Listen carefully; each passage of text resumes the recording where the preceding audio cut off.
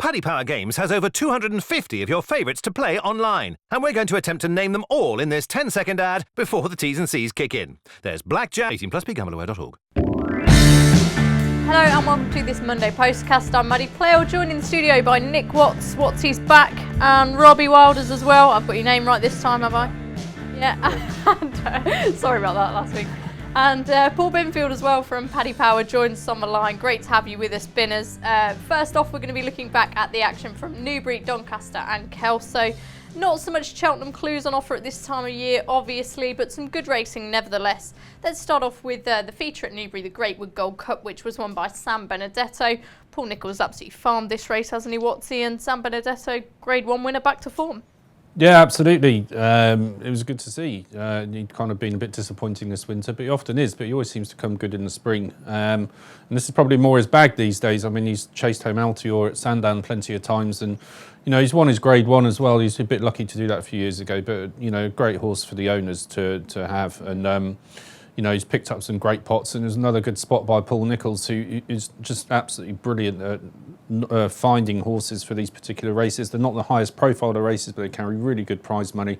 It's a big Saturday event, and he's, like you said, he's farmed it, and good prize money on offer, and he's collected it again. So well done him, well done the horse. We'll probably see him at Aintree next. I think Connections floated the idea, maybe the Topham, something like that. Yeah, might well suit him. Like I said, more his bag now than, you know, chasing home Altior. Yeah, a 9th win in that race, I think it was, for Paul Nicholls, and I mean that's why he's been champion trainer so many times, because he just loves these pots.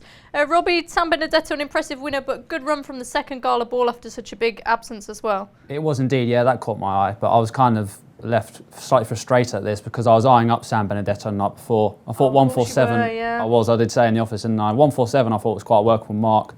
Maybe I was put off by the jockey bookings with Nick Schofield on board, but he's a good rider in his own right, and perhaps you can't be deterred by things like that. But he had the back form in the book, as Watsy was saying. He won the Maghold Novices Chase when it was Politlog, wasn't it? It looked like he was going to win that, but he went down the last. But yeah, he's potentially one to watch going forward. Could he be thrown into the Grade 1 at Aintree over 2.5 miles? I'm not sure. But yeah, Paul Nicholls, absolutely superb, and he's flying. Yeah, maybe the top and more likely, as Watsy said. Also at Newbury was Carol's Destre winning after Theatre Guy made that catastrophic error at the last. The race looked in safekeeping for him up until that point. You know, this horse has endless reserves of stamina, Watsy. I think he was placed in a Hennessy the year Native River won it. You know, and he seems to be thoroughly back on track now. Another big win for Neil Mulholland. Yeah, no, I was pleased with it actually. I did actually back him, and I thought going to the last, I thought, you know, he's come a good second here, and you know, that's it. Theatre Guide, you know, he'd gone off into the distance, hadn't he? But yeah, he just got a glimmer of light when he made a mistake at the last, and he took full advantage. It's not the first time he's finished strongly at Newbury. He really likes that track. Yeah. He all but won a Hennessy there a couple of seasons ago. He ran very well in that. I think he'll struggle to get into the National, which is a shame, because I think he's just the right kind of horse for it. But I think the problem has been that Neil Mulholland's had a problem convincing the owner to go for the race. Yeah. So he's had better marks in the past, which have enabled him to run in the race. And, you know, he's had a bit of a tug of war with the owner about whether or not to go. So whether Carol's Destre gets into the race, I'm not sure. But if he did, I'd give him a little squeak. You know, I think a flat track and a stamina test. He's a good jumper. You know, he ticks a lot of boxes for Aintree, but it's just a question mark about whether he's going to get in. I probably think he won't. Yeah, a couple of those in behind also interesting for Aintree. Abolitionist, yeah, your one? I mean, on the one hand, I was very encouraged by that run because I thought he travelled well. I thought he jumped. I don't know why people are saying he didn't jump well. Maybe I sort of went to the other side of the office for when he did, when he missed a few out. But I was expecting him to finish the race off slightly better, but maybe he just blew up. Binners, Carol's Destre, I know Nick said he's probably not going to get in, but we don't know yet. Have you got any prices on Aintree for us? Yeah, well, Carol's Destre is 33 from 66 after Saturday, Maddie. Obviously a bit of a fortunate winner, but as Nick says, if he actually gets into the race, that could look a big price. Looking at the top of the market, Tiger Roll still heads it at 10-1 favourite. Then we're 12-1 Raf Vinden, who we talked about on last Monday's postcard.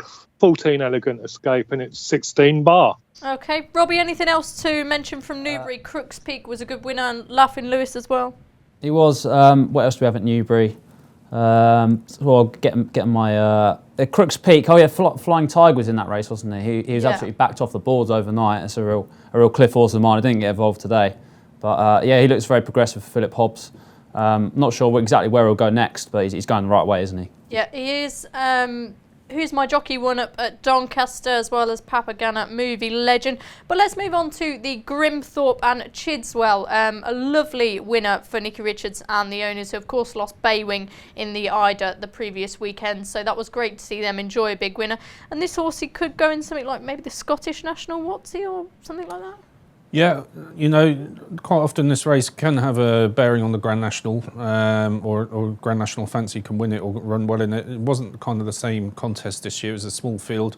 Dingo Dollar was a little bit disappointing for me again, not as much as Rocky's Treasure. The wheels seem to have really fallen off for him in the last 2 starts. Don't quite know where he goes from here. As you said, I mean, I don't think there's a huge amount to take out of it, other than that it was a lovely story, because as you said, the owners lost one of their favourite horses the week before Baywing, and racing can be a cruel game at times, so it's nice when fortune smiles on you on the other side, and for them to get a big Saturday winner just a week after that happened, it was great. So good from that perspective. I'm not sure there's a huge amount to take forward from it. Would you agree with that, Robbie? I would indeed, yeah. I thought Dingo Dollar took a nice step in the right direction again. He was almost beaten by the chasing dog in the Sky Bet chase, wasn't he? But he took a nice step forward. Barney Dwan is another horse in behind, like Rocky's Treasure, slightly disappointing. He's kind of regressed, hasn't he? He's looked well handicapped for about 2 years, but he's fallen down the weights and he just doesn't jump well enough. And yeah, I don't know where he'd go now. Yeah. But yeah, it looked like a good renewal. I wouldn't have been able to pick the winner out at all, but it was great, as Nick said, for the connections of Baywing in the Ida. I want to see when that dog next runs, because I think he's well in. I think he's off a great mark. Also good action at Kelso, where the prize money was really good. Blue Flight taking down Black Corton there. I mentioned the Scottish National with reference to Chiswell. Well, Blue Flight could well go their gigantic horse, who sprung a bit of a surprise. Yeah, there's a couple of Nichols horses that he sent up there. Getaway Trump and Black Corn. They both run a bit flat. That's probably because they run big races quite recently at the Ascot meeting, so it might have come a bit too quickly for them. Blue Flight's a really interesting horse. I just hope they don't do too much too early with him, because as you said, he's huge. He's only a 6-year-old and he's still kind of a work in progress. So I think give him another couple of years and he'll be a real kind of Welsh national, all those kind of long distance chases. But you know, Twiston Davis is always very bold, isn't he? And he doesn't spare them, so he might well go up to air for the Scottish National. But I don't know. I mean, if he was mine, like I said, he's only a 6-year-old. I'd tread carefully with him, because you've got a really nice horse for further down the line. So whether connections will overface him for the rest of the season or not, I don't know. But yeah, 2 wins at Kelso on the spin now. Really, really strong stayer. And yeah, going forward, he's a really, really nice horse. Yeah, and great to see Harry Whittington taking advantage of the prize money, taking Rouge Vif up there. That gives Mr. Fisher's form a boost. Robbie, what did you think of his performance? It certainly does, yeah. I wasn't surprised by it. I thought the run might have come a bit too soon for Getaway Trump, and it certainly did. But I wouldn't give up on Getaway Trump either. I think any horse who can finish ahead of Brewing Up a Storm is a good horse, because I really like Brewing Up a Storm. Okay. Yeah, it was only 2 weeks after the Betfair Hurdle, wasn't it? And I don't know, maybe could Getaway Trump be one for the Mersey Novices Hurdle over 2.5 miles, perhaps. I wouldn't give up on him, but Rouge Vif, he's very consistent. The Supreme's going to come a bit close now. I don't know if he's still got an entry in it. But yeah, they should be looking at Aintree for that horse as well, because he was very solid in winning. Yeah, he was indeed. Binners, anything else to add? Any price movers from the weekend? Well, we did cut Rouge Vif a little bit for the Supreme, 25 from 33, Maddie, but I think he is. Harry Whittington has said he'll go for the Grade 1 novice Aintree. Just briefly, myself, my good friend Bobby Beavers and Brett Williams, we were lucky enough to have a long chat with Nicky Richards after he won with Chidswell up at Doncaster. I mentioned the Scottish National to him, and he didn't poo-poo the idea. So great minds think alike, me and you, Maddie. But he seemed very keen on going for the for what he called the Whitbread. He thinks that race could be really made for the horse, and it was great fun talking to Nicky, but the most entertaining 15 minutes I've had on a race course for a long time. So I wish him well if he does go for the Whitbread. Yeah, the Bet365 Gold Cup, as some of us might know it as, Chidswell, Nicky Richards, we've got to wish him and Connections best luck with Simply Ned in the Champion Chase. That horse is a bit of a hero, isn't he? Just going back to that Bet365 Gold Cup, maybe Carol's Destre could end up there. I think he could be quite well suited to that test as well. Before we go for a break, one thing that I did just want to mention was JP McManus taking out 3 of his horses at Cheltenham. The name escapes me, Ivanovic, Gorbatov and Jeski. 3 really good horses, bound to be prominent in the anti-post markets due to him not being happy with their handicap marks. So have you got a strong opinion on this? Do you think he should have just shut up and got on with it, or do you think they can be a bit harshly treated? It's a recurring theme, isn't it? It seems to happen year after year. It's Gigginstown and the National. It hasn't stopped them winning the National, has it? They won it twice in the last 3 years. And then, some owners and trainers over there might consider themselves to be hard done by, but again, it hasn't stopped them winning. Presenting Percy, they thought was badly in, and he absolutely hosed up, and he could win the Gold Cup next week. So they've obviously taken umbrage about it and taken the horses out. I'd just say, look at the results over the last few years, and I don't think Irish horses have done badly in handicap. So maybe our handicappers have got it about right with most of them. Might not be a popular opinion, but it hasn't stopped them winning, has it? Yeah, exactly. Robbie, I know the storyteller Gordon Elliott was actually outraged with that one. Any thoughts? I was actually about to speak about the storyteller, because I think it kind of undermines the work of the Irish handicapper, doesntle it, when you're raising these horses. Well, the storyteller got £12, did he, for the Coral Cup? Something like that, yeah. He'd been nicely in there. I actually had a bet on him as well, so that makes things a little bit worse for me. Just give these horses the chance to be well handicapped for me.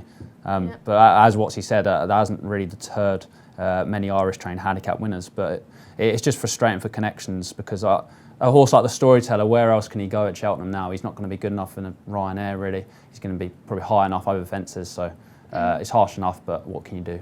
Yep.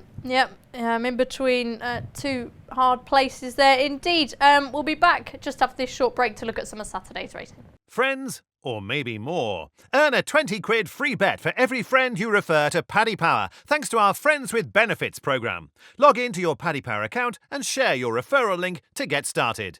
Terms and conditions apply. 18+, begambleaware.org. Welcome back to this Monday Postcast. Now, as promised, we're going to look ahead to some of the weekend's action. Racing on ITV at Sandown and Wolverhampton. The feature being the Imperial Cup, a race which has produced some great finishes and indeed some great horses over the past couple of years. And bidders, Southfield Stone now out, and we think we've got joint favourites. Yeah, currently Monsieur Lecoq and Benny's Bridge head the market at 6-1 joint favourites, Maddie. Then we've got Winston C at 7, 15-2 First Blow, 8-1 Dream du Grand Val, and it's 10-1 bar. I must just mention my Benny's Bridge, one of the joint favourites, is part owned by a very good friend of mine called Des Finn, who I used to play cricket with, and he's part of the Biddestone Racing Syndicate. They're a little bit concerned that he might be running out of the handicap. A lot depends on whether Call Me Lord runs for Nicky Henderson at the head of the weights, 11 stone 12. The next one in is 10 stone 12. So a lot will depend if Call Me Lord runs, and I think possibly he might. Yeah. A lot of horses, running this or win this, and then they have the bonus in the county hurdle. This year, what do you think the race is shaping up to be like? Southfield Stone now out, as we mentioned. Well, I think the up-and-comer I quite like is Winston C, who's a good handicapper on the flat for Michael Bell, and has done well since he's gone hurdling for Harry Fry, and won at Sandown last time out of course in distance. Good bit of track experience there for him. I think he's the one that's going forward. I think Ben has quoted him at 7-1.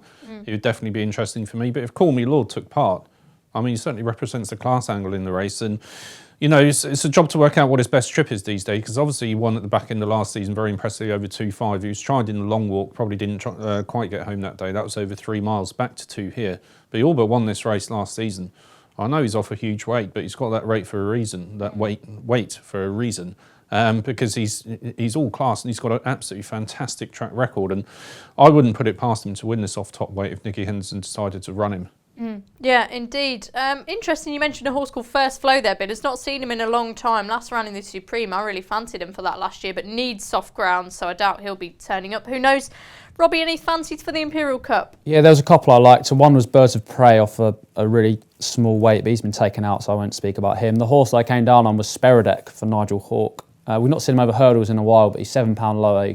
We'll go off 146. He's 2 from 3 at Sandown. A couple of runs ago, he was really impressive at Ascot when just being beaten by Cad de Lan. He could be well handicapped, and he's got the course form in the book. He goes well right-handed. I could certainly see a big run if Hawke elects to go that way. Okay, brilliant. 20-1, Robbie. 20-1. I thought it'd be, that's slightly bigger than I anticipated, actually. So I'll be sure to look at that a bit closer after we finish recording. Yeah, definitely getting into that. Another race at Sandown which I really love is the EBF Final, won by some really cracking horses in the past, often a springboard to better things. Very open at this stage, Binners, no betting, but always a good race to watch nevertheless.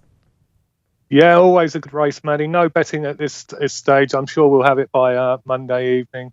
But looking at the entries, but some good entries, and one that possibly appeals to me is a very consistent Hill 16 for Sue Smith. Won last time and always seems to be placed. So very early days in the week, but Hill 16 does jump out at me a little bit. Fabulous. There's also a listed mare's bumper on the card, which often provides a good horse. But the EBF Final, Watsy, these sort of 3 mile staying chasers tend to win it, and I just love the race. It's a really good race. It graced the festival, actually. You always get a really good quality field. And it's interesting, Ben has mentioned Hill 16. He's also been following all season, and his form is really, really good. He's got a couple of places next to his name. One last time out, but some of his back form, he went to Carlisle earlier in the season, I think finished third behind One for Rosie. He's a very, very promising horse from the Nigel Twiston Davis camp. It's solid form all the way through the season for Hill 16, and he's improving as well. So if he went for it, I'd be very interested in him. Yeah, I'm just scrolling down here. Some really, really interesting runners. Russian Hawk is a real future chaser that I like the look of. Robbie, any thoughts? No, I couldn't come down on anything. There's an interesting one in the mare's bumper though. Miss Honey Rider, half sister to Western Rider, who is obviously very good in bumpers. That would interest me on breeding. She's now won a race, but Silver Forever would probably look the standout mare in that for me. But yeah, I think we need to see the kind of makeup of the field before we get involved just yet. Okie dokie. We'll take a quick break now, but we'll be back to discuss the midweek action. Check out Paddy's Rewards Club. Simply place 5 bets of £10 or more across any sport in a week, and you'll get a free £10 bet then next week. T&Cs apply. 18+. BeGambleAware.org. Welcome back to this Monday Postcast. We've covered Sandown and we've reviewed the weekend's action, so now it's time for our midweek racing segment. I'll go through them now for you. On Tuesday we have Newcastle, Exeter, Wolverhampton. Wednesday is Fontwell, Catterick, Lingfield, Kempton. Thursday is Southall, Thurles, Wincanton, Carlisle, Chelmsford. And Friday is Leicester, Sandown, Lingfield and Newcastle, the Grand Military Gold Cup. Often a big race at Sandown, so that's sure to provide a good result. Where are we thinking we're going to head to this week, Watsy, for the midweek fancies? It's funny, my cousin Dylan, he's just been accepted into the army and he went up to Catterick yesterday to start his training, Catterick Garrison. So if his officers let him off on Wednesday, he can have an afternoon's racing at Catterick, can't he? And that's where my nap of the week comes.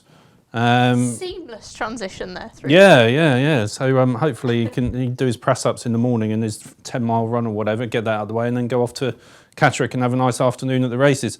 And the horse I fancy, I don't think he's going to be much of a price, but I'm kind of mentioning him because I have done loads and loads in the past, and this must be a kind of lead into a big spring target, not at Cheltenham, but either at Aintree or in the Scottish National, and it's DBC, which we talk about all the time. I thought because he didn't have any entries at Cheltenham, neither in the 4 mile or any of the handicaps, that maybe he's a very fragile horse, that maybe he's gone wrong again. Obviously, that doesn't seem to be the case. And maybe Connections are just being patient with him and they got ideas further down the line.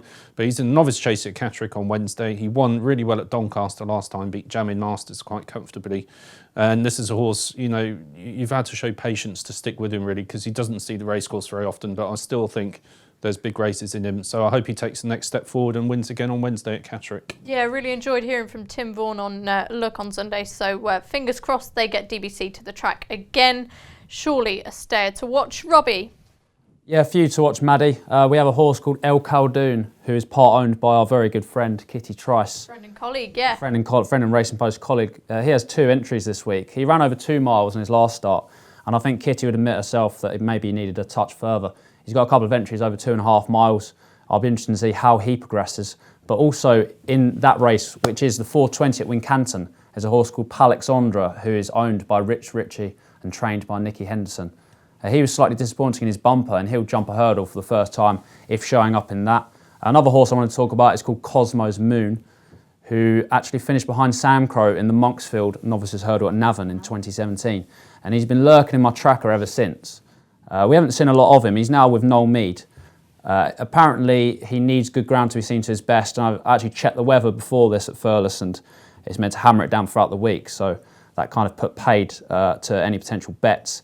And the last horse I want to touch upon is a horse called From Eden in the 340 at Thurles on Thursday. This horse landed a massive gamble on Saturday. He opened up at 10-1, went off at 5-4 for Gordon Elliott, and he'll be difficult to beat. Turned out under a penalty if taking his chance in the 2-mile handicap hurdle. Fabulous. And over to you, Binners, finally, before we cue Steve Palmer. Well, I don't have a cousin called Dylan who's going to the Naval Dockyard in Devonport, Maddie, but I'm at Exeter races 3:15 tomorrow, Tuesday, I apologise. I'm going for a horse called Trucking Away for Philip Hobbs. He was a bit disappointing last time at Haydock, but that was a Grade 2 event. And back at this level, I think he can be very competitive. Fantastic. And now we'll get your naps. This will not be beaten. Nick Watts, I'm surprised it isn't going to be DBC, but go for it anyway. Well, no, I think that'll win, but it will be quite short. So if you wanted one at a bigger price, then wait for Saturday and have a go on Winston C in the Imperial Cup. Fabulous, Robbie. My nap is on Thursday in the 2-mile 2 furlong beginners chase, Moy Henna. Now, this will win, I believe. Which track? At Thurles. Did I not just say Thurles? Oh, well, it's at Thurles. Basically, she fell in her last start. In her previous 2 starts, she ran second to Provalaguna and Camellia de Cotte, 2 mares I really like and I feel have been underestimated at Cheltenham wherever they go. You can still back both of those with one firm, not Paddy Power, at 25-1 and 40-1 on no bet for the Arkle. That race is going to cut up. It's not a good Arkle. They'll get the £7 mares allowance. They've looked a lot better over fences. And by virtue of Moy Henna running them relatively close in her 2 chase starts, I make her bank material in the 2 o'clock at Thurles on Thursday. Fabulous. Very good indeed. I like how you managed to crowbar some Cheltenham tips in there as well. And Binners, over to you finally. 7 o'clock Kempton on Wednesday, Maddie. It's the Road to the Kentucky Derby Conditions Stakes. A horse called Jar Bath running for William Haggis, who won the Spring Cup on Saturday with a horse called Fanal, which was ridden by Jim Crowley. Jim revealed afterwards that he'd come back to ride from Dubai to ride this Jar Bath at Kempton on Wednesday evening, and I think he will win.